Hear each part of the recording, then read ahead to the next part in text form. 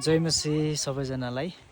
अहिले चाहिँ हामी चित्रेमा आएको छौँ। यो चाहिँ दोलखामा पर्छ र हामी काठमाडौँदेखि चाहिँ लगभग 6:15-20 चाहिँ हामी यहाँनिर आएको, मिन्दाई र म।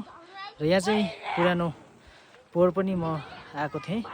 पुरानोमा चाहिँ यहाँनिर सानो सेवा गरेर हामी चाहिँ गएको भने अहिले चाहिँ एकदमै अब यहाँनिर तपाईँले देख्न सक्नुहुन्छ एकदमै ठुलो यहाँनिर सेवाघर बनेको रहेछ।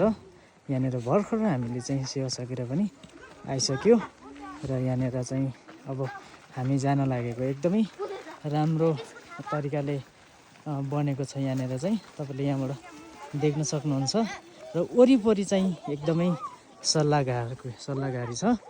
सल्लाहको एकदमै यो यहाँनिर चाहिँ रुखहरू धेरै छ र यहाँ वरिपरि चाहिँ तपाईँले यहाँ घरहरू देख्न सक्नुहुन्छ। वरिपरि चाहिँ यहाँ बाटोहरू आइसकेको छ र यहाँनिरबाट देख्न सक्नुहुन्छ सबै सल्लाहघारी छ र यहाँ वरिपरि यहाँ गाउँहरू पनि छ बाटोमा।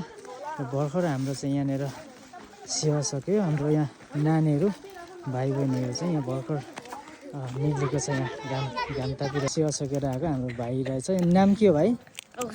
कौशल। कति क्लासमा पर्छ? 3। अनि तिम्रो नाम चाहिँ के हो? इन्दिरा। तिम्रो? पुनम। तिम्रो? तिम्रो? आङ्निमा। तिम्रो चाहिँ? डोल्मा। कति वर्ष पुग्यो? 7। तिम्रो? सरुना। चाहिँ? इसाक। दिदी पनि हुनुहुन्छ यहाँ, सानो नानी पनि छ एकदमै क्युट। चाहिँ के हो तिम्रो नाम? सिपोरा। के खाएको? मिठा खाएको हो? मिठा खाएको हो चाहिँ तपाईँलाई म माथिको दृश्य पनि देखाउँछु है। यहाँ भित्र गएर हेर्नु, भित्रको दृश्य हो, अति नै राम्रो रहेको छ। यहाँनिर हाम्रो दिदी हुनुहुन्छ। जय मसी चाहिँ सेवा गर्ने हल हो। एकदमै यो चाहिँ धेरै ठुलो छ र तर विश्वासीहरू चाहिँ एकदमै कम्ती छ। पारितिरको गाउँ हो।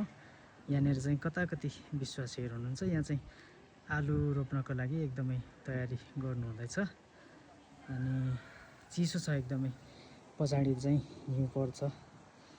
पहिला चाहिँ हामीले सेवा गरेको यो ठाउँ हो।